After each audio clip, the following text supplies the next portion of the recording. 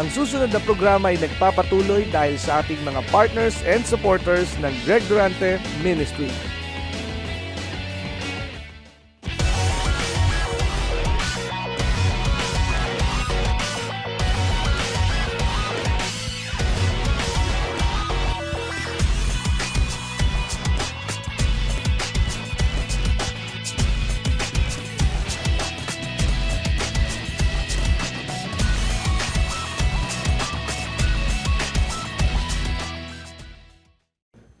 Sabihin mo, it's Friday again. Sabihin mo, thanks God. It's revival once again. Ang Diyos po ay napakabuti. Hawakan mo ang kamay ng iyong katabi. At tayo ay magkaisa sa pananalig. At ating paniwalaan na ang Diyos ay naririto at kasama natin. O Diyos, aming Ama, ang pinakamagandang magagawa namin sa bawat saglit ng aming buhay ay ang paniwalaan na Ikaw ay kasama namin.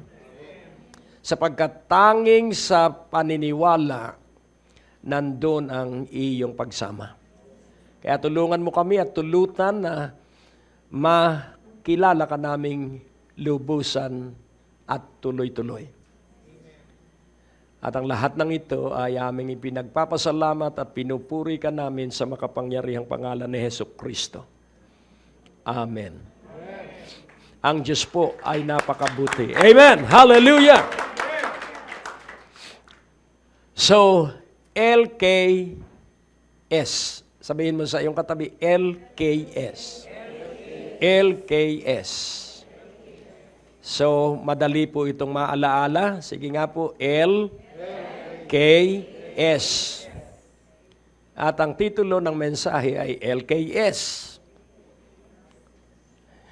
At ang ibig po sabihin, Life Known Secrets.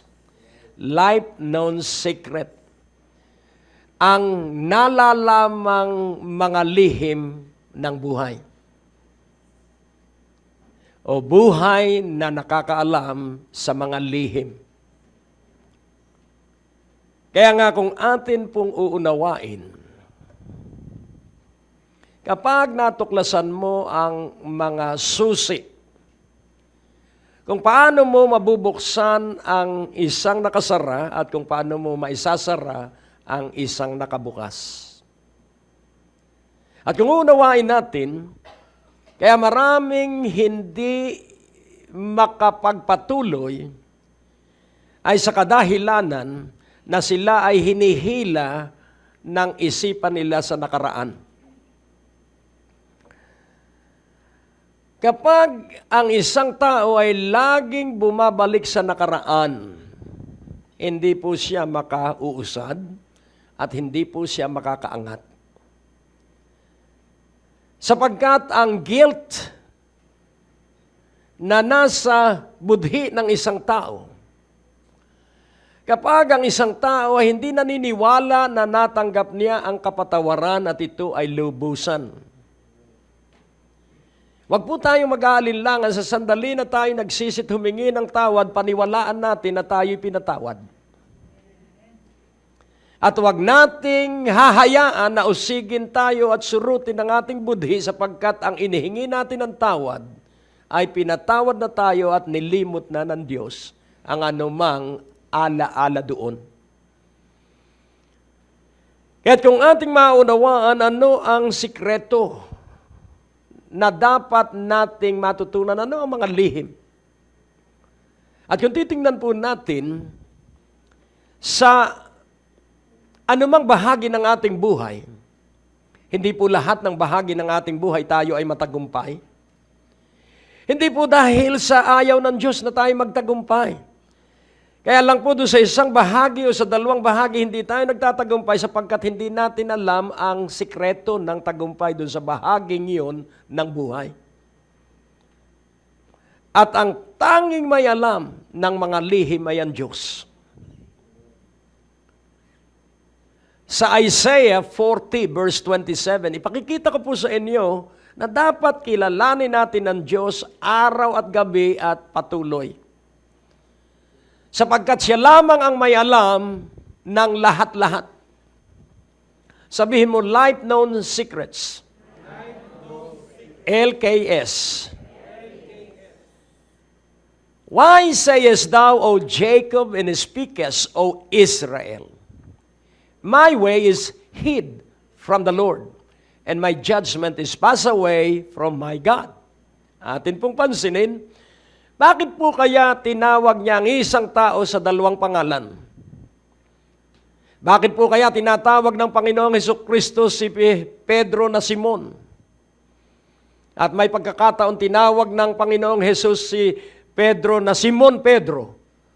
At meron namang pagkakataon na tinawag ng Panginoon si Pedro na Pedro. Kung atin pong titingnan, ang Jacob po ang ibig sabihin ay supplanter. Nang ibig sabihin ay mandaraya. Kaya't sa kanyang pagkatao, sa kanyang naturalesa, ang sabi ng Diyos sa pamamagitan ng propetang Isaias, bakit mo sinasabi, Jacob? At bakit ka nagsasalita? Iba po yung say at iba po yung speak. O Israel, my way is hid from the Lord. So, yun pong Israel ay pagbabago ng pangalan ni Jacob. Katulad ni Saul na pinalitan ng Pedro at ng Pablo. Ang Saul, ang ibig sabihin ay malaki. At ang Paul, ang ibig sabihin ay maliit. So yung pangalan, ang ibig sabihin ay malaki, pinalitan ng maliit sapagkat sobra ang katalinuhan ni Pablo at kailangan siya ay maging mababa dahil ang set of standard ng Diyos ay humility and meekness so that there will be dependency. Ngayong pagkakataong ito, ihanda mo ang iyong sarili. Alam ng Diyos na ang bawat isa sa atin ay may pangangailangan. Pero ang alam ng marami, ang kanyang pangangailangan ay pantuition, ang kanyang pangangailangan pambayad ng bahay, pambayad ng hulugan, pambayad ng kuryente, pambayad ng tubig. But that is not the real score and that is not the real need of every one of us. More than that. Dahil kaya tayo paulit-ulit sa pagbalik sa Diyos, ang hinihingi natin ay budget lang. Pero kung matututunan mo kung ano yung nakatakdang dapat na ibigay sa iyo ng Diyos, hindi ka nahihingi ng pagkain sapagkat alam ng Diyos ang pang-araw-araw nating pangangailangan. Kaya pansinin natin, Jacob, bakit ka nagsasabi at bakit mo sinabi, Israel, na ang aking pamumuhay ay nakatago mula sa Panginoon. At ang aking mga pagpapasya, my judgment, ito po yung decisions, is passed over from my God. So ano po yung hid and passed over? Nang ibig sabihin ay hindi rin nakita ng Diyos. Hid and passed over. At ang sabi sa verse 28, hast thou not known, hast thou not heard, that the everlasting God, the Lord, the Creator of the ends of the earth, fainteth not, neither is weary. There is no searching of His understanding. Kaya po yung pagtukoy ng Diyos sa pangalang Jacob at sa pangalang Israel ay pagpapakita na kahit na bago si Jacob at tinawag ng Diyos na Israel, siya ay nanghihina pa rin. Kaya nga kung atin pong titingnan si Simon Pedro, ay nanghihina pa rin sapagkat nung siya ay makulong dahil sa alam niyang mangaral, siya ay nanghihina. Sinunod naman niya ang utos ng Panginoon, bakit siya ay nakakulong? Pero laging tandaan natin ang bawat pagsubok ay upang tingnan kung ang pagtitiwala natin sa Kanya ay tuloy-tuloy. Ang bawat pagsubok na ating dinaraanan ay pagkakataon ng Diyos na gumawa ng himala sa ating buhay. Kaya Simon, Pedro, yun po'y papalit-palit na tinatawag ng Panginoon. Jacob, Israel, papalit-palit ding itinuturing ito ng Diyos. At makikita natin na we have mixed understanding of who we truly are. Kapag ikay nagbabalik sa gunita ng nakaraan at hindi ka magsanay na tumalunton sa iyong bagong buhay. Kaya nga unawain mong mabuti na alam ng Diyos ang bawat ating paghinga at pagtibok ng ating puso at ng ating pulso. Alam lahat ito ng Diyos. The everlasting God. Kaya makikita natin ang problema ng maraming Kristiyano, wag ng tao. Dahil ang mga tao at hindi Kristiyano, talagang wala silang pagkakataong makakilala sa Diyos. Pero tayo mga Kristiyano ay binigyan ng Diyos ng kakaibang kapangyarihan at karunungan para makilala natin ang Diyos, at kung hindi mo kikilalanin ang Diyos, hindi mo siya iibigin. Hindi mo siya paglilingkuran. LKS, Life Known Secrets. Palitan natin yung LKS. Love the Lord. Know the Lord. Serve the Lord.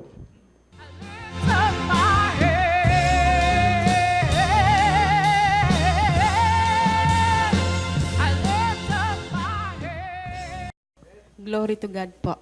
Ay, sa Diyos po ang kapurihan. Ay, nagpapasalamat po ako kasi nakabitan po kami noon. Sa totoo lang po, wala po kaming cable, wala po talaga lahat.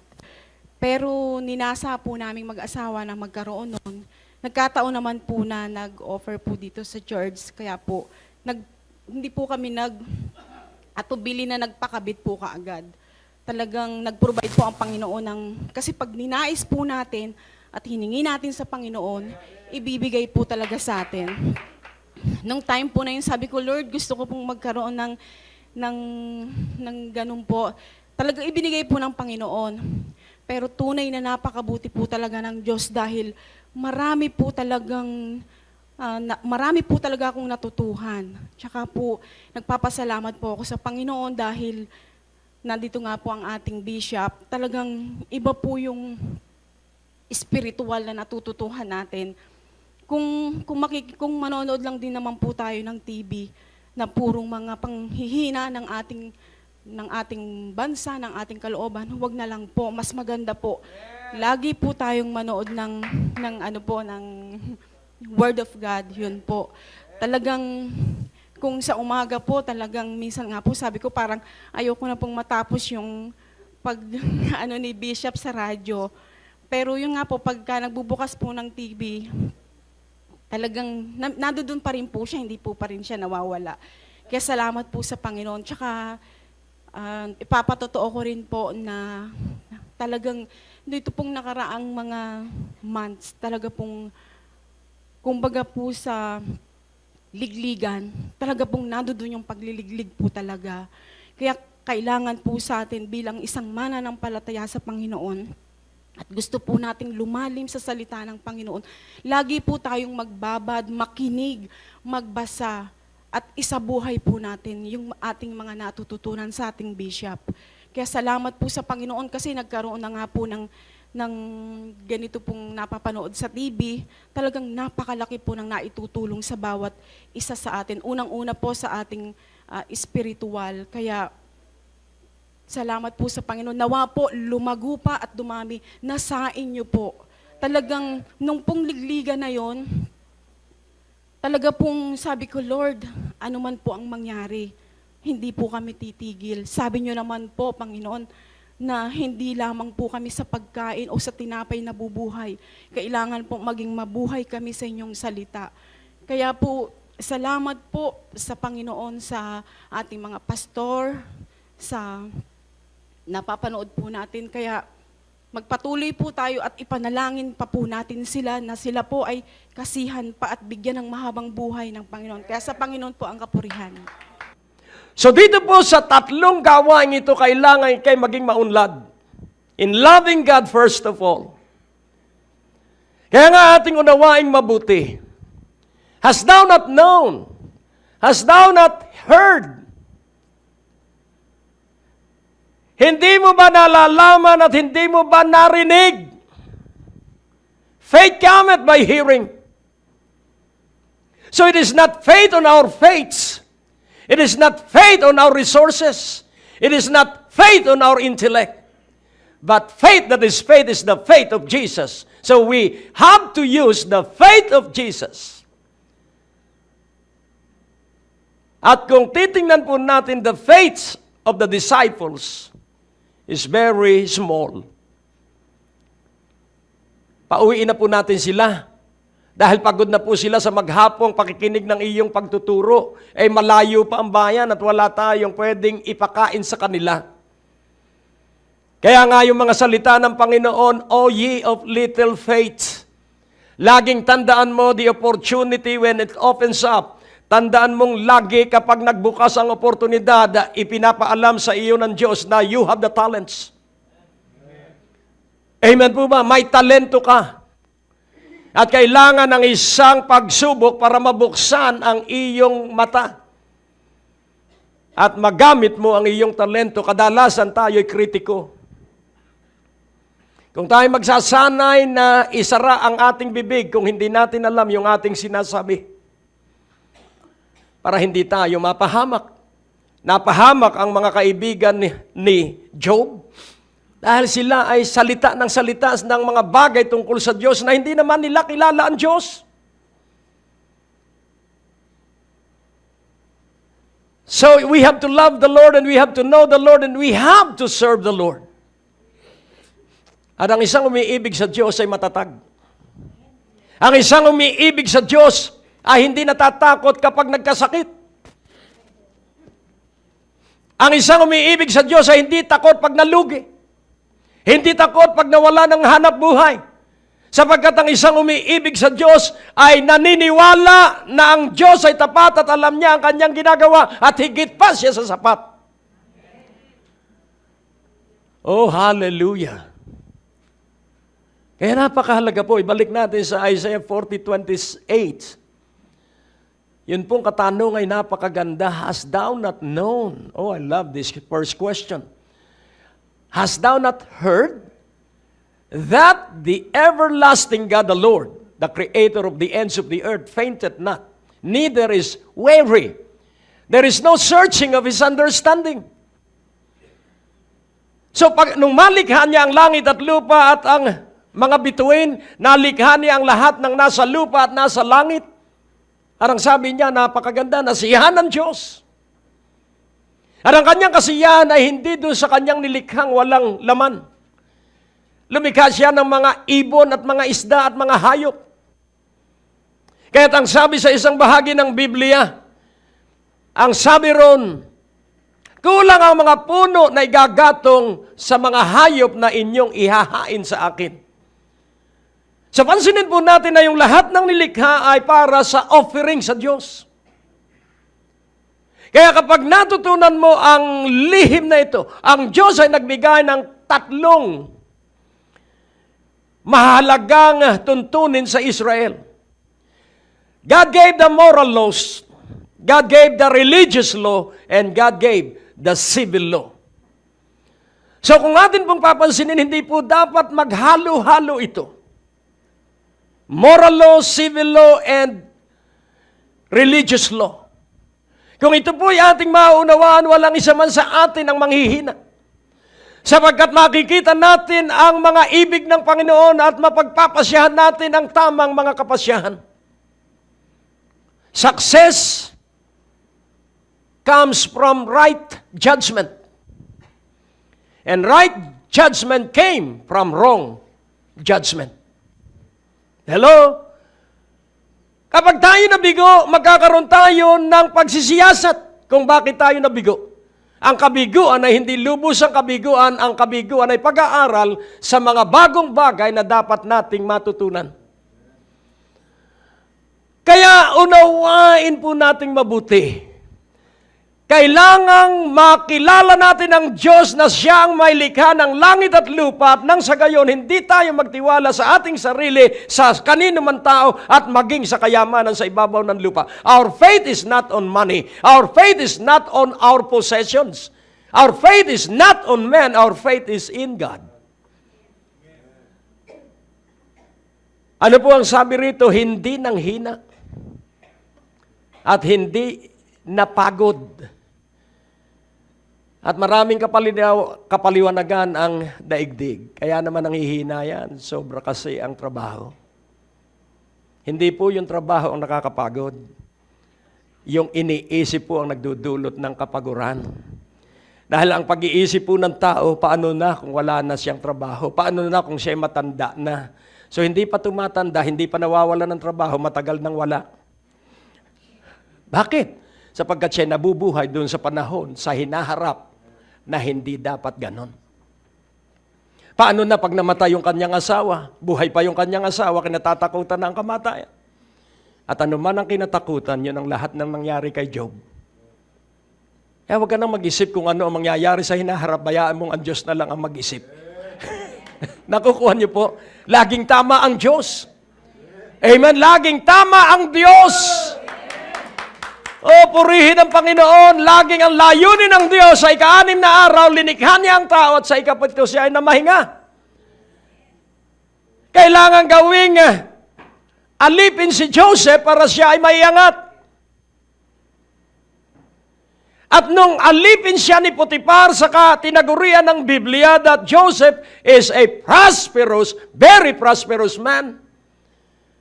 So, nangangahulugan that prosperity is not on material things. Prosperity is our relationship with God and it begins inside. Ang kaunlaran po ay nagsisimula ay dito. Sapagkat walang nagpapasamang galing sa labas patungo sa loob. Ang nagpapasama ay yung mula sa loob patungo sa labas. Kaya kung burak ang laman ng puso ng isang tao, kaya ang sabi ng mga awit, pinagyaman ko ang iyong salita sa aking puso upang hindi ako magkasala sa iyo.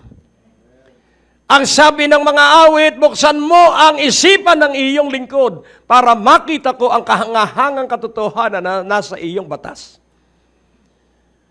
Bagamat mayroon pong batas sa lumang tipan, ngunit ang kabuuan po ng batas ay ang luma at bagong tipan. Kaya't kilalanin natin ang ating sarili, kailanman ay hindi ka nalimot ng Diyos. God has never forgotten you any single moment of your life. Kailanman hindi ka nalimot ng Diyos. Ang sabi po ng Biblia, God is not unrighteous to forget.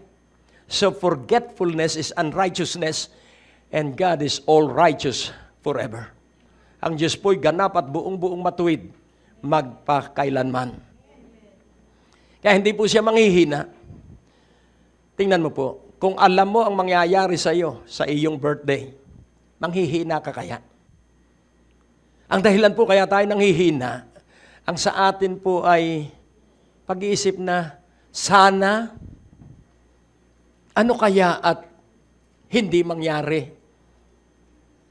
Yun po'y nakapapagod sa isipan. Kailangan pong ang isipan ng Diyos ang maging isipan. At paano mangyayari yon? So, hindi siya nanghihina, hindi siya napapagod, sapagkat naunawaan niya ang lahat ng kanyang ginawa at plinano at gagawin. Alam niya lahat. Ito po.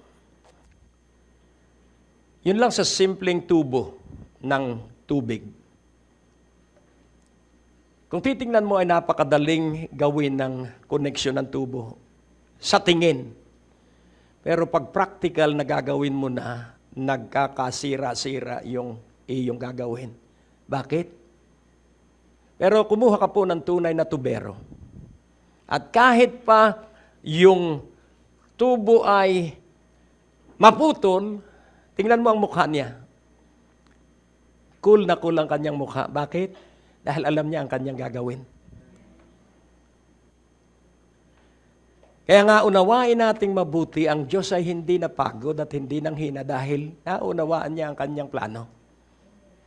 Kaya nga sabi ng Panginoon, my food is to do the will of my Father. Para hindi tayo manghina. Ang tawag ng psychology ay stressors. Ang tawag ng Biblia ay ignorance. Tingnan mo ang iyong katabi. Matatanggap mo bang ikaw ay mangmang? Maganda-ganda yung walang muwang because ang English sa walang muwang ay innocent. Innocence. Sa mangmang, ignorant. Kaya ang akala nila pag naging 12 taon ang schooling ay tatalino ang bata. Hindi po. Ang pagtalino ng bata ay sang-ayon sa pagtuturo ng magulang sa kanyang anak ng tungkol sa Diyos. Maraming salamat sa inyong pagsubaybay sa palatuntunang ito. At kung kayo po'y nahamon at napagpala na maging kabahagi sa paghatid ng mabuting balita, maaari niyo pong ipadala ang inyong mga kaloob sa Banco de Oro, account name Greg Durante Ministries, account number 219-800-6784. At bilang pasasalamat sa inyong kaloob na ipapadalang 1,000 piso, kayo ay aming bibigyan ng personalized watch ng Great Day to Live.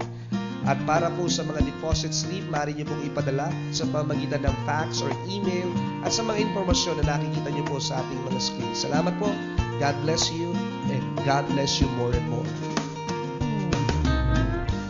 Ang natapos na palatuntunan ay nagpapatuloy dahil sa inyong mga pinansyal na kaloob na ibinibigay sa Greg Durante Ministries. Para po sa pagpapatuloy ng programang ito, kailangan po namin ng inyong panalangin at pinansyal na suporta. Sa bawat kaloob ng inyong ipapadala, anuman ang halaga, bibigyan po namin kayo ng anointing oil bilang pasasalamat sa inyong pagtulong at pagsuporta sa Greg Durante Ministries.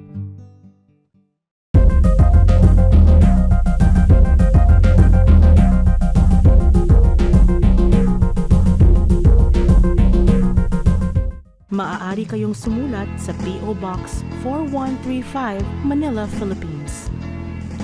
Tumawag sa ating telepono o mag-text. Bisitahin ang ating website sa www.gregdurante.com. Maaari mo din kaming sundan sa Facebook at Twitter. Malugod naming inaanyayahan ang lahat na makadalo tuwing araw ng Biyernes sa aming revival at tuwing Linggo upang sumamba sa Panginoon. Kung ikaw ay napagpala sa natapos na programa ng Great Day to Live, maaaring magkaloob sa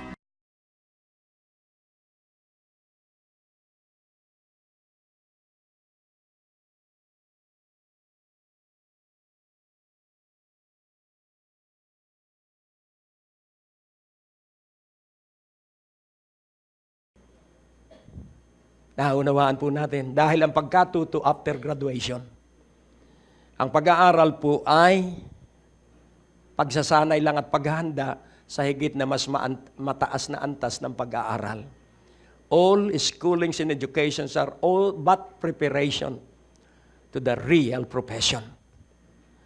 Kaya nga ating unawain, kapag ikaw po ay nagsanay, love the Lord, know the Lord, and serve the Lord. Love the Lord, know the Lord, serve the Lord. Pinaralangalan ng Diyos si Job. At rinibuke ng Diyos yung kanyang tatlong kaibigan, sino-sino yung tatlong kaibigan niya? Si Elihu lang ang may magandang payo. At kung ating uunawain, pinarangalan ng Diyos si Job, at ang sabi, si Job na inyong kaibigan ay tama ang pagkakilala sa akin.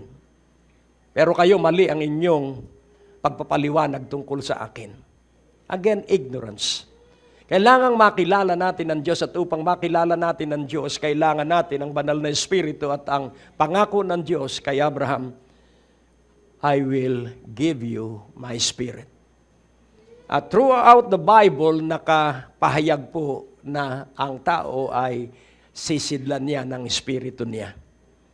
Kaya nga, we cannot do without the Holy Spirit. Ang atin pong pagkatukla sa mga lihim ay sa pamamagitan ng banal na Espiritu.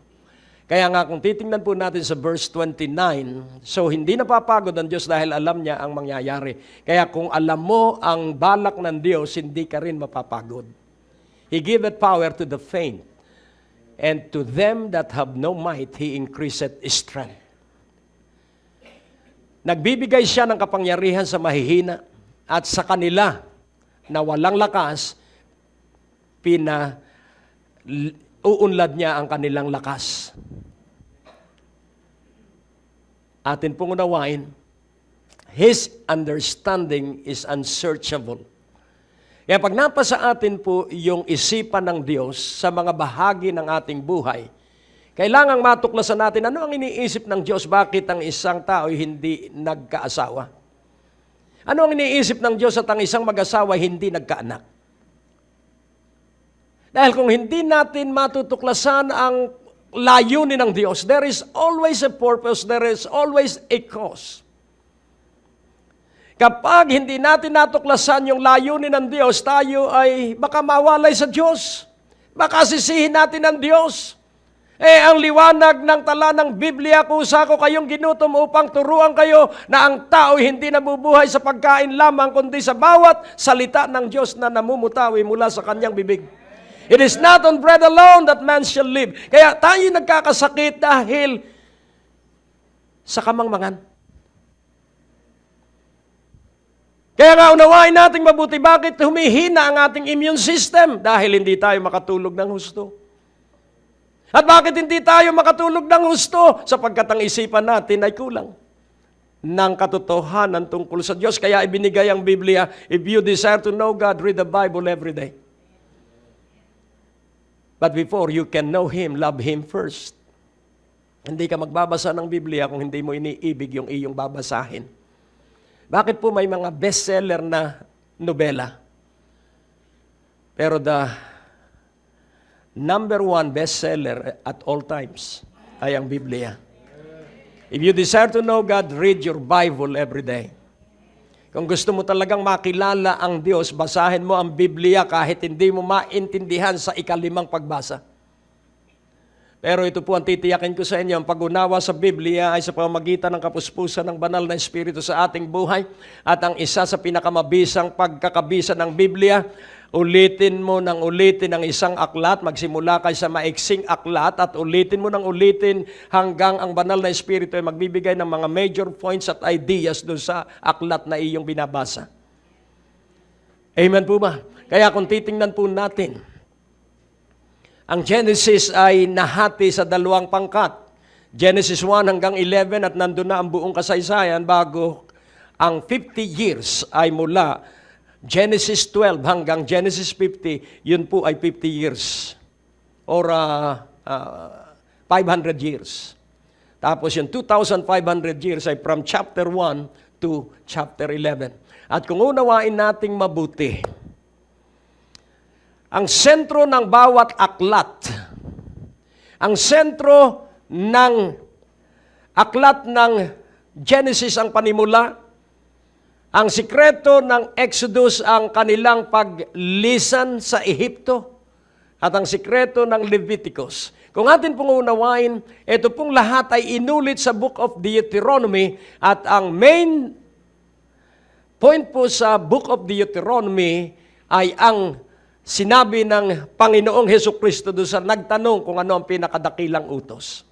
So ang main point po ng Book of Deuteronomy ay ang Deuteronomy 6:4-6, that you shall love the Lord thy God. So, dito po sa mensahe ngayon, be sure that you love God. Be sure that you love God. Our first love must be God. Kaya masusukat natin, talaga bang pangunahin sa atin ang Panginoon o ang ating sarili? Kaya maraming paimbabaw ang pananampalataya dahil hindi nila totoong iniibig ang Diyos at kaya hindi nila iniibig sapagkat nakatingin sila at nakasentro ay sa kanilang sarili. 1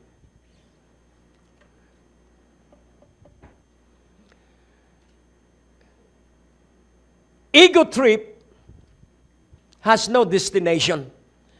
Kapag ikaw ay sa sarili lang nakatingin, wala kang mararating. Mananatili ka doon sa iyong kinalalagyan. Kailangan Diyos ang lagi laman ng ating puso't isipan. Kaya nga ang sabi ng Diyos sa mga Kristiyano sa Efeso, I have somewhat against you. May bagay akong laban sa inyo. Hindi ninyo inuuna ang pag-ibig sa akin.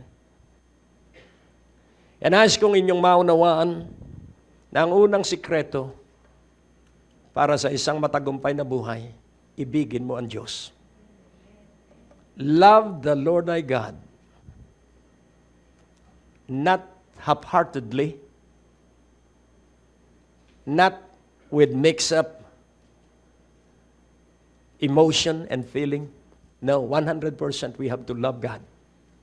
With all, hindi sinabing with half heart, with all our heart, with all our soul. He giveth power to the faints, and to them that have no might, He increaseth His strength. And how shall you receive power? So to aid the area where you are faint, para ikay matulungan doon sa mga bahagi ng iyong buhay na ikay nanghihina. Ano ang nakapanghihina sa atin? Ano ang nakapag-aalis ng lakas sa atin? Sabi nung iba, ang hangin ay polluted.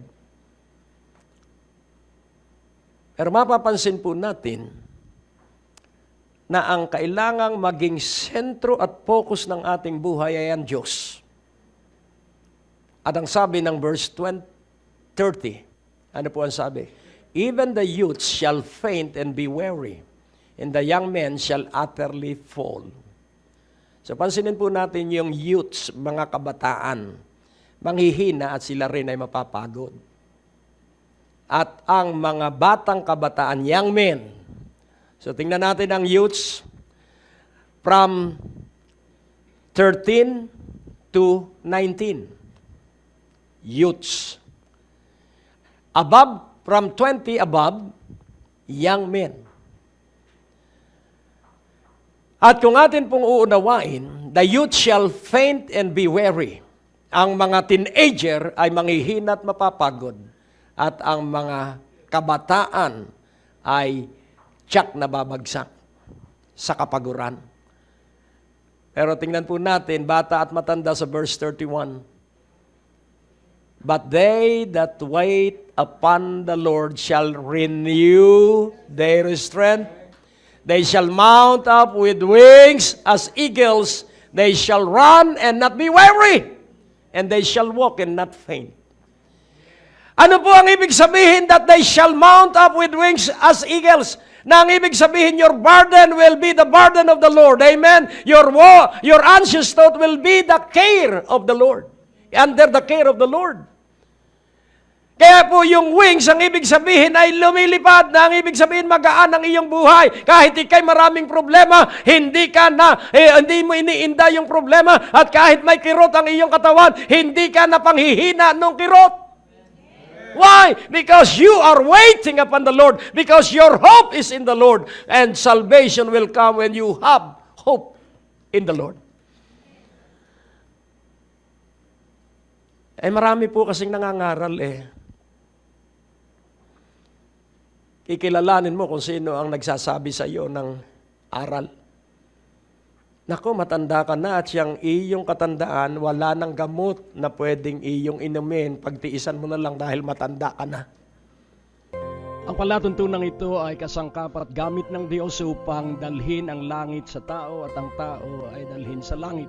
Kaya't ito ay nagpapatuloy dahil sa alam ng mga tao na napagpapala at ikaw ay isa sa napagpala at aking hamon sa inyo na ang hamon ito ay inyong tanggapin at tangkilikin at isagawa. Ang bawat kaloob ng salapi ay maiaambag upang ang gawain ay mapalawak at makapagpatuloy at sa pagdaloy ng inyong mga kaloob, ang pagpapala ng Diyos ay aabot sa napakaraming kaluluwa at ikaw din mismo ang bubueltahan ng pagpapala. Gawin agad ang hamong ito at magmadali sa pangalan ni Jesus.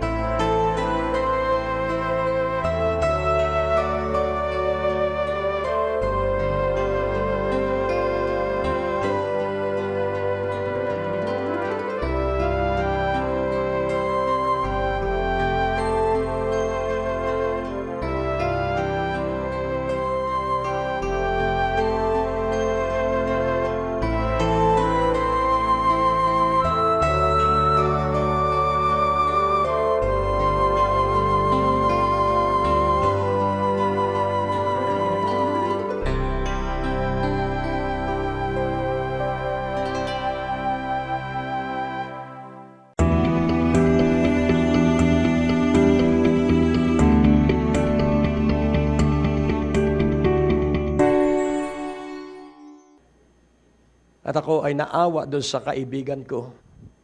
At 75 yun ang payo ng kanyang doktor sa Amerika. Pagtiyagaan mo na lang, matanda ka na eh. Hindi na ho kita mabibigyan ng gamot.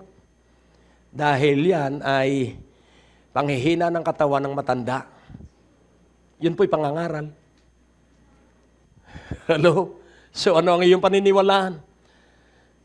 Ang salita ng Diyos na kahit matanda na kayo, akong si Yahweh hindi magpapabaya sa inyo. Bibigyan ko kayo ng panibagong lakas. Oh, glory. Kaya nga, ipagpatuloy natin ang pakikipag-ibigan sa Diyos. Tingnan natin sandali at ating pag-aralan ang panahon ng mga alagad na mangingisda. Sa Luke chapter 5, kapansin-pansin po from 1 to 11, pero hindi po natin babasahin lahat. Luke chapter 5, kayo na po ang mag-aral dito. Ito ay tungkol sa ginamit ng Panginoon ang barko ng mga alagad. At wala silang huli. Wala po silang huli.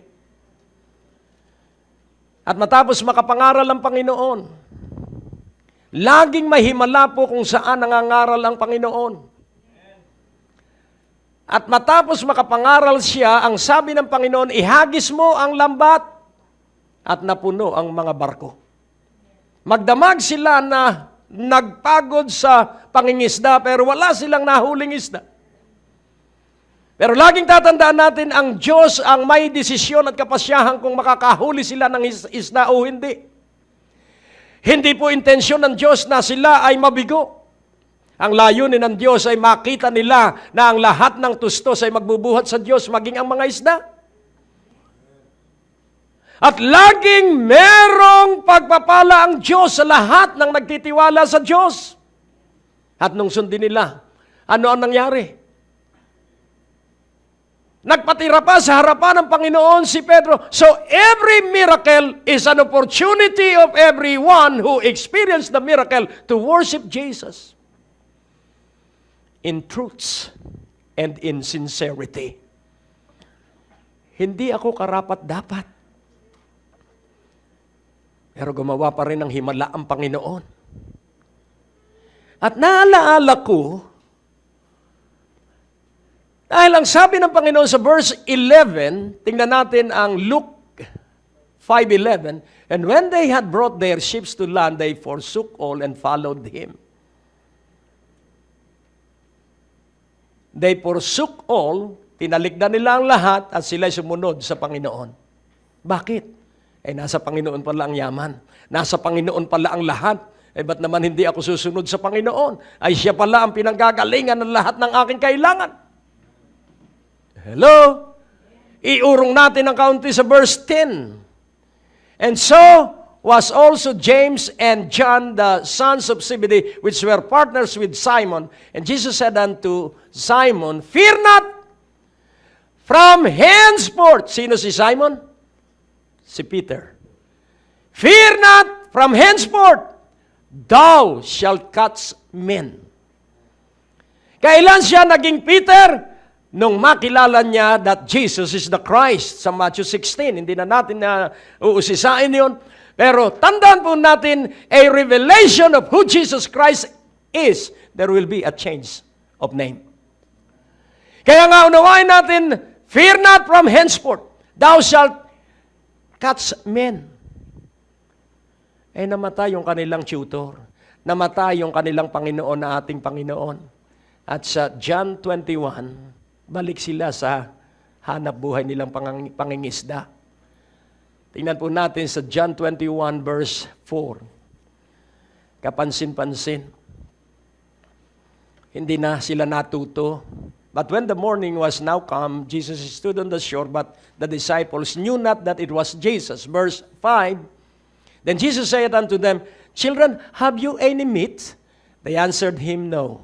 Verse 6, and he said unto them, Cast the net on the right side of the ship, and you shall find. They cast therefore, and now they were not able to draw it for the multitude of fishes. Again, our provision, our supply, Jesus will deliver it. Yung lahat ng tustos, yung lahat ng kailangan natin, ang may alam ay si Jesus. Seek an audience with Jesus in prayer. Kailangan tayo ay laging nakikipag-usap sa Panginoon. Nagbubulay tayo sa Kanyang salita. Naninindigan tayo sa Kanyang mga pangako. Our supply and provision is all provided for. May huli ba kayo? May pagkain ba kayo? Ano po kaya ang mukha ng isang taong nalugi? Kapag hindi po maalam ang relasyon sa Diyos, kita mo agad, yung iba nga hindi pa nalulugi, lukot na ang mukha. How much more kung nalugi siya? At palagay ko, yung kanilang mukha ay lungkot na lungkot.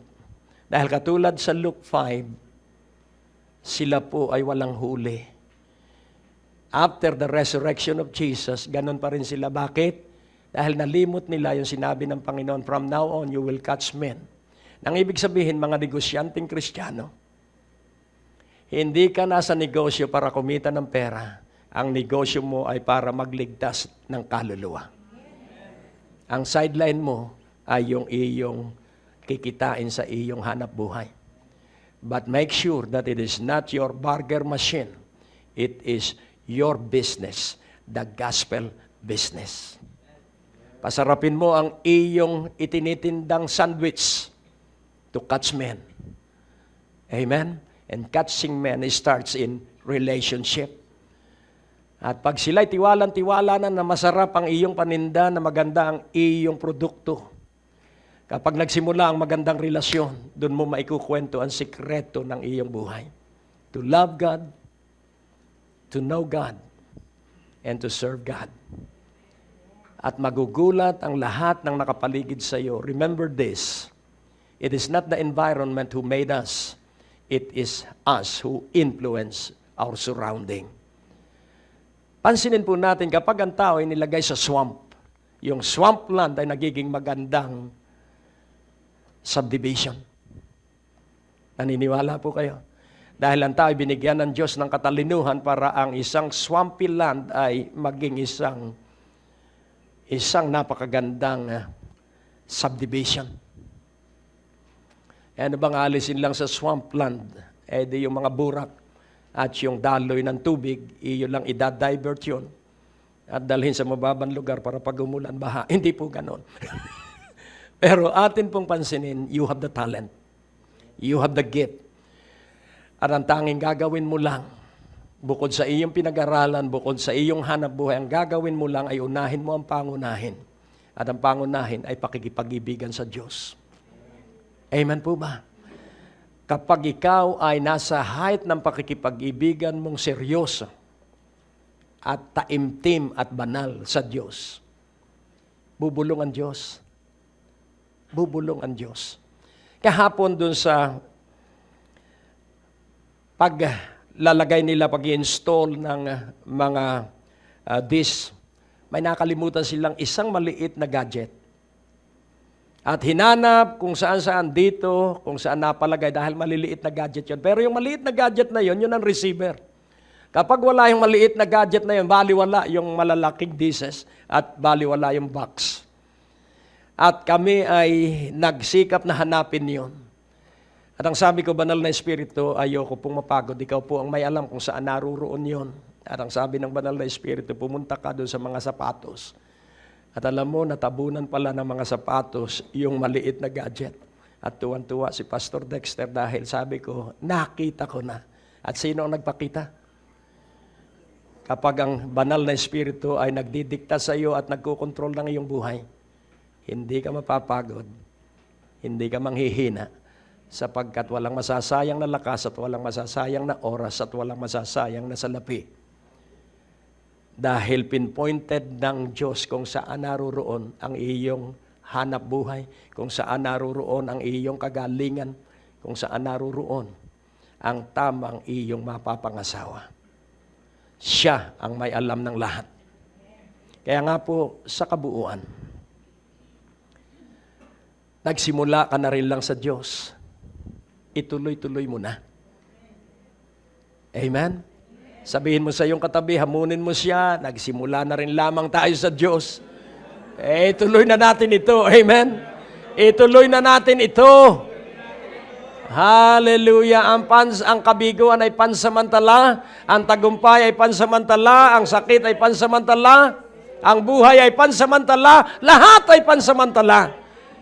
Ngunit ang Diyos at ang kanyang pag-ibig, ang Diyos at ang kanyang salita, walang hanggan. Mawawala ang kakayahang manalig, mawawala ang kakayahang umasa, pero magpapatuloy ang pag-ibig magpakailanman. Ang Diyos ay walang simula, ang Diyos ay walang katapusan. Ang Banal na Espiritu ay katulad ng hangin, at ang hangin hindi alam kung saan galing, ang hangin hindi alam kung saan pupunta. Subalit ang Diyos, alam niya kung saan ka dinadala, at ang tanging pinagdadalhan sa iyo at sa akin ng Diyos ay sa kanyang piling upang makasama sa kanyang paghahari. Kaya ngayong gabing ito, magdesisyon ka na. The greatest power that is in us is the power to decide. Amen? To be perfect, it needs lot of changes. Kaya nga, unawain mong mabuti, perfection is from God, and that revelation will be revealed to us piece by piece, inch by inch, hanggang mabuo yung interna kapahayagan tungkol sa iyong kasalukuyan at hinaharap. Kalimutan mo ang nakaraan, magsentro ka sa ngayon para makita mo ang kinabukasan. Forget the past, center on today so that you will see a clear vision of the future. Ikaw at ako ay labis na iniibig ng Diyos. Kaya wala tayong talo. If you let Jesus increase and let yourself decrease. Let Jesus increase, let us decrease. If I be lifted up, I will draw. If I be lifted up from the earth, I will draw all men to myself. So, whatever you are doing, as long as you are sure that it is what God desires for you to do, iangat mo ang Diyos sa iyong hanap buhay, iangat mo ang Diyos sa iyong profesyon, and God will bring the client. Jesus will draw the client because you are catcher of men. You are winner of souls. At makikita mo, kasama ang mga pagsubok, mauunawa mo na ikaw nga pala ay labis na iniibig at sobrang minamahal ng Diyos. Bow down your head and let us pray. O Diyos, aming Ama, salamat. At ang mga lihim ng buhay ay nasa tatlong ito: love, knowing you, and serving you. Hayaan mo nga pong kami magdesisyon na iibigin ka namin ng buong buo. sapagkat dito ka lamang namin makikilala at ika'y magsisiwalat ng tungkol sa iyo sa totoong umiibig sa iyo. At sa sandali na ikaw ay makilala namin, natitiyak namin na ikaw ay aming paglilingkuran ng tuloy-tuloy at walang pagtigil. Sa iyo ang kalwalhatian naman sa makapangyarihang pangalan ni Jesucristo. At ang bawat isa ay nagsabi ng Amen. Ang Diyos po ay napakabuti.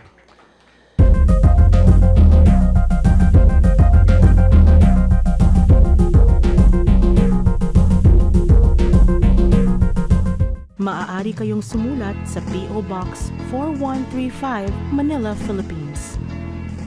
Tumawag sa ating telepono o mag-text. Bisitahin ang ating website sa www.gregdurante.com. Maaari mo din kaming sundan sa Facebook at Twitter. Malugod naming inaanyayahan ang lahat na makadalo tuwing araw ng Biyernes sa aming revival at tuwing Linggo upang sumamba sa Panginoon. Kung ikaw ay napagpala sa natapos na programa ng Great Day to Live, maaaring magkaloob sa